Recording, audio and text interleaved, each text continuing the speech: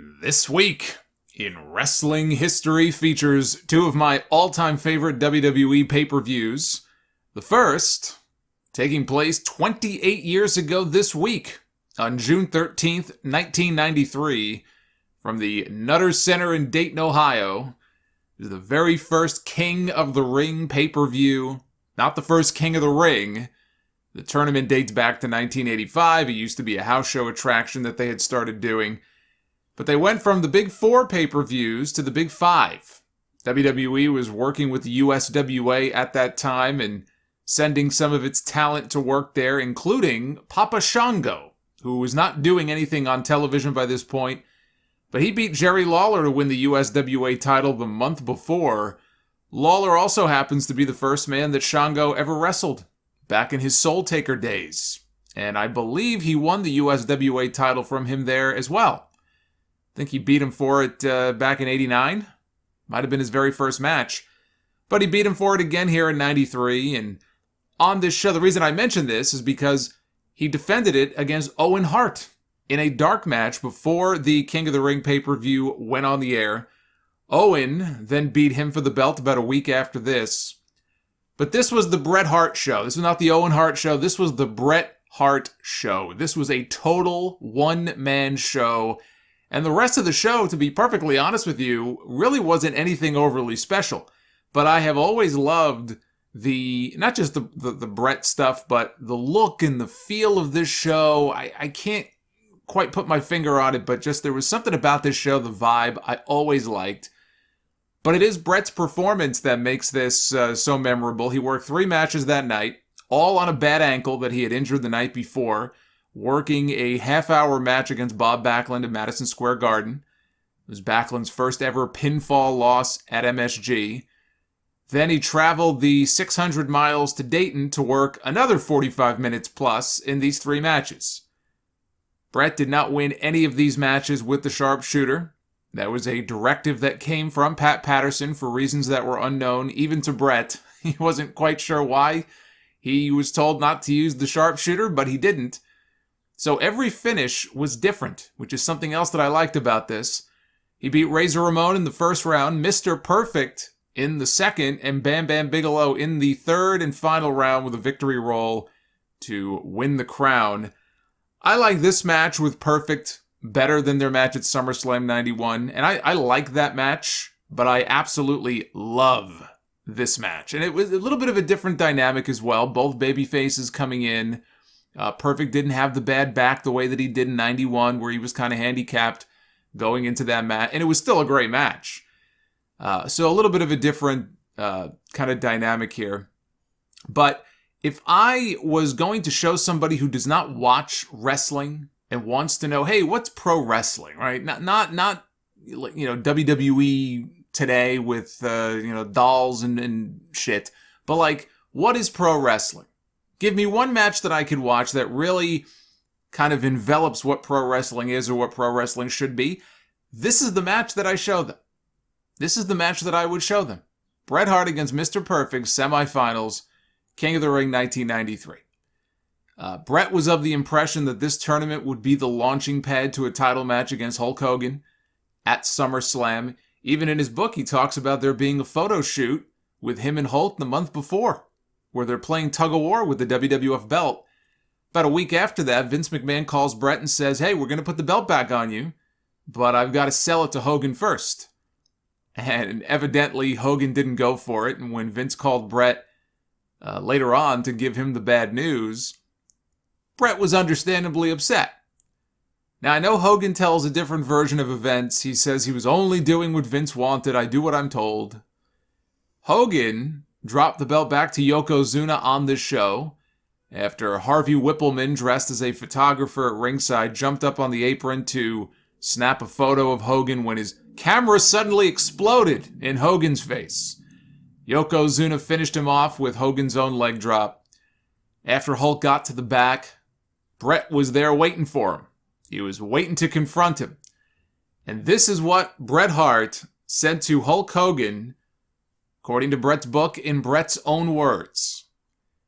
You told me at WrestleMania 9 that you would be happy to return the favor, And as I understand it, now you don't want to even work with me. You won't even put me over and saying I'm not in your league. Well, you're right. You're not in my league. On behalf of myself, my family, and most of the boys in the dressing room, you can go fuck yourself. Hogan responds, "Brother, you don't know the whole story, brother." And Bret tells him, "Hey, I got the story right from Vince. If it's not true, then go ahead and set me straight." And Hogan said he couldn't, and when Bret asked him why not, Hogan said, "Because you just told me to go fuck myself." And Bret said, "That's right, and I'll tell you again, go fuck yourself." And with that, Bret headed to the ring for his match with Bam Bam Bigelow. At least we got a great rivalry out of this tournament with Bret Hart and Jerry Lawler. Lawler attacked Bret after it was over during the coronation ceremony. But as Bret said to Vince McMahon when Vince lectured him about being unprofessional with Hogan, you shouldn't have done that, Bret told him, he said, look, winning King of the Ring doesn't pay the same as being the champion. 27 years ago this week on June 9th, 1994, WWE held its first ever Hall of Fame induction ceremony in Baltimore. Andre the Giant was the first inductee the year before, but this was the first actual ceremony. Fred Blassie was inducted by Shane McMahon. Gorilla Monsoon was inducted by Jim Ross. Bobo Brazil was inducted by Big Cat Ernie Ladd. Arnold Skaaland was inducted by Bob Backlund, who he managed when he was WWE champion. Skaaland was the one who threw the towel in for Backlund to give the belt, basically, to the Iron Sheik. Chief Jay Strongbow was inducted by Tatanka. Buddy Rogers was inducted by Bret the Hitman Hart. And James Dudley was inducted by Vince McMahon. Dudley, no relation to Big Dick, Bubba, Devon, or Dances with Dudley, is known for being Vince McMahon Sr.'s limo driver. But he did a little bit more than just chauffeur Vince Sr. around. It's unfair to just say he was his limo driver. He actually started working for the current Vince McMahon's grandfather, Jess McMahon. Then he got very close with Vince Sr. and worked for him for many years. Vince Sr. put him in charge of the Turner Arena in Washington, D.C., where WWE used to tape television. That made him the first African-American to run a major arena in the United States. And he was actually a hell of an athlete when he was younger. He could run a 100-yard dash in under 10 seconds. Probably would have made the Olympic team in 1924, but they would not allow him to take part because he was black. And black people were not allowed on the team. And that's how he ended up in baseball. He played in the Negro Leagues, just like Jackie Robinson did for a while. Right before he died, Vince Sr. told his son, whatever you do, take care of James Dudley. And that's what he did. He put him back on the payroll long after he had been taken off, bought him nice gifts, and put him in the Hall of Fame. If Vince McMahon did one thing, he took care of the people that his father wanted him to take care of. 25 years ago this week, on June 10th, 1996, Kevin Nash made his return to WCW as Scott Hall's big surprise on Monday Nitro to confront Eric Bischoff. This is where the big boys play, huh? Look at the adjective. Play. Imagine sending your kid to a school with Kevin Nash teaching English and Scott Steiner as their math teacher. Nash wanted to know who their three guys were. They had challenged three of WCW's best. Bischoff didn't have an answer for him yet. Invited them to come on down to the Great American Bash that weekend, and he would have an answer for him then. I like how Nash in this promo threw Hogan's name out there. It just kind of throw people off.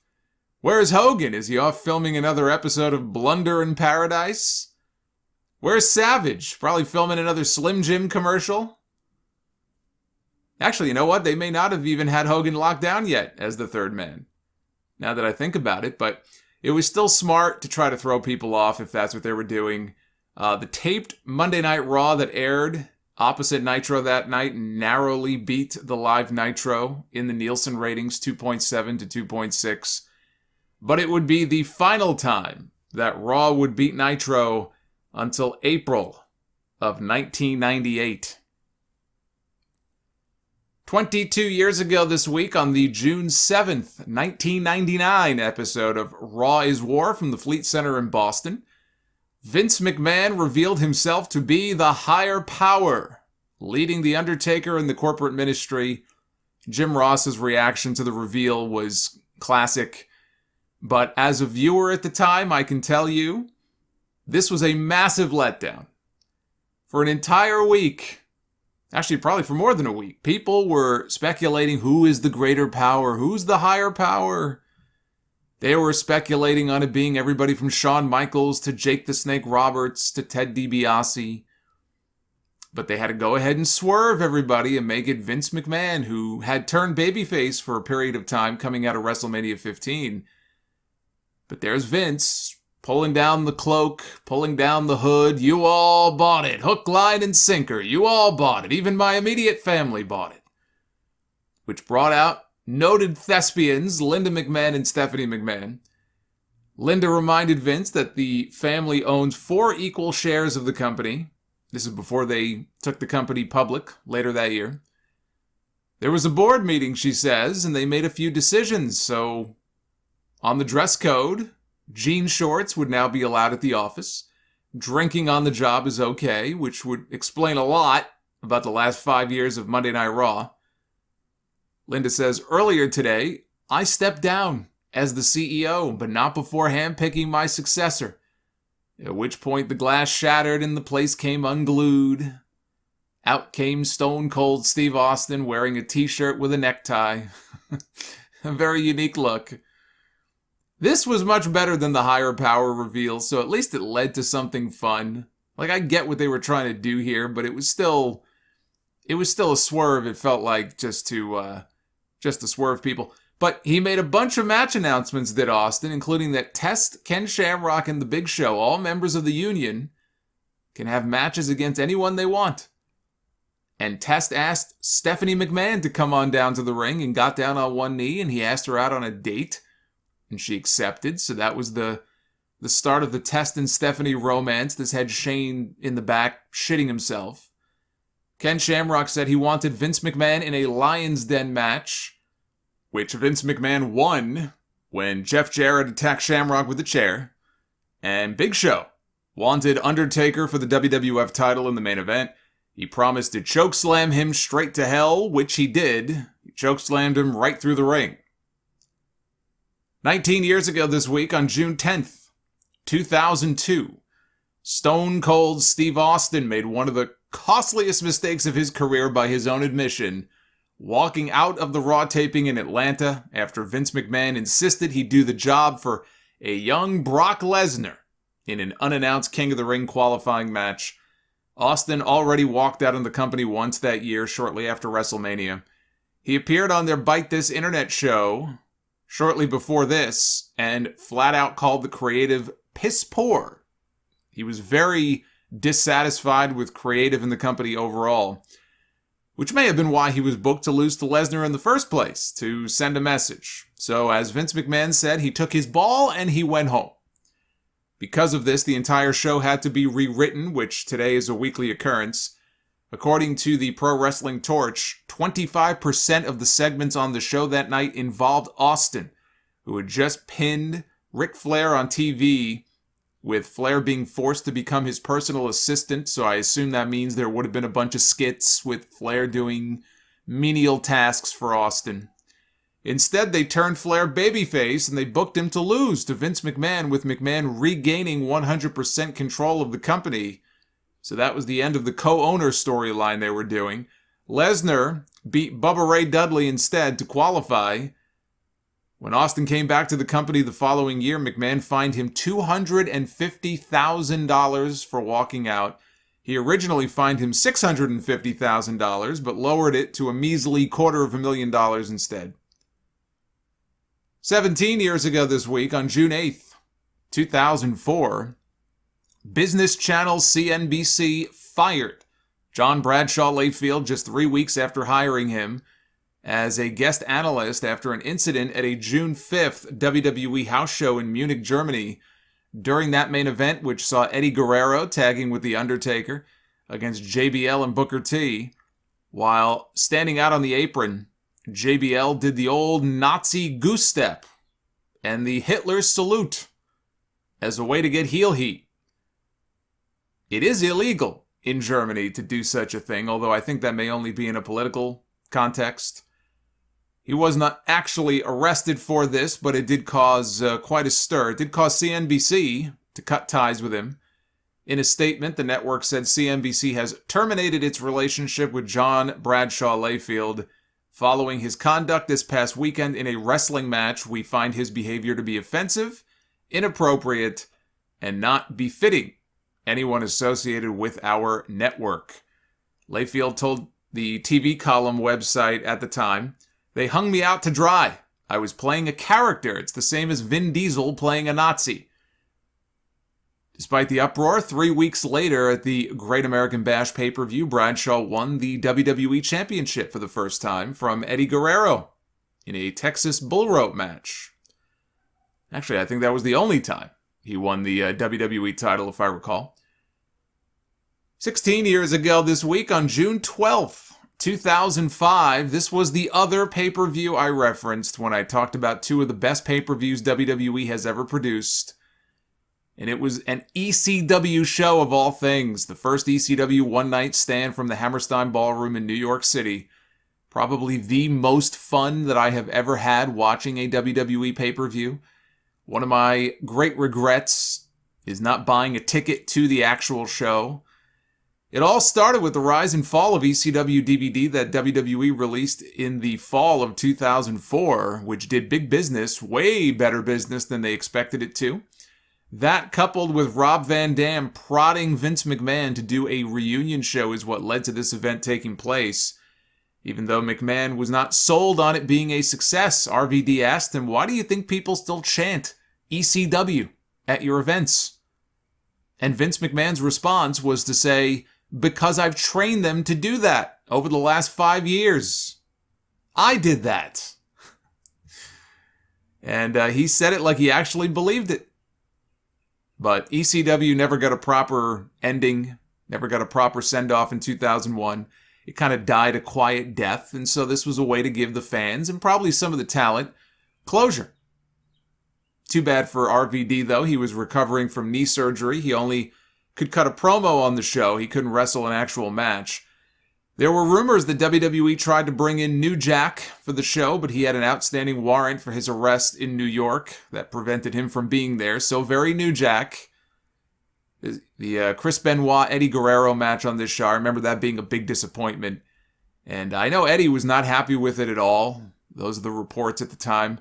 He wasn't happy about losing so soon after his heel turn. He wasn't happy about the crowd being more interested in chanting things at the WWE invaders that were up in the balcony. He just was not in a very good mood. And the match itself was not very good, and then he just up and left the building. As soon as it was over, he went to the back and he got out of there. Mike Awesome, who Joey Styles just buried 6 feet under on commentary, literally said that he wanted the man to die at one point, all because he was still salty about the way Awesome left ECW years ago.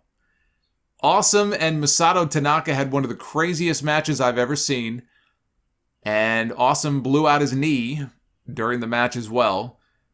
Tommy Dreamer and the Sandman wrestled the Dudley Boys in the main event, the last that we would see of Bubba and Devon in a WWE ring for over 10 years. Sandman came through the crowd to Enter Sandman, which was edited off the DVD for obvious reasons, but if you watch this show live, that entrance was just fucking great. That was just, you talk about fun. That entire show could just be completely encapsulated in that one entrance. Fantastic. They had WWE invaders, as I mentioned, up in the balcony, just watching the show, including JBL, who got progressively more intoxicated as the show went on. On the DVD that WWE released of the pay-per-view, there is apparently an alternative commentary, or alternate, I guess you would say, commentary track, involving commentary, running commentary that JBL, I guess, they were all mic'd up, so they picked up on his running commentary throughout the show. And at one point, when Masato Tanaka comes out, JBL starts shouting, "That's my doorman." During the Dudley Boys match, he says, if they make the black guy get the table, I'm going to get hot. Says, if Jerry Briscoe saw this, he'd be rolling over in his grave. And he's not even dead. On and on and on went JBL as he drank more and more. Stone Cold Steve Austin, another ECW alum, made an appearance at the end of the show, and a giant brawl broke out with the WWE and ECW names.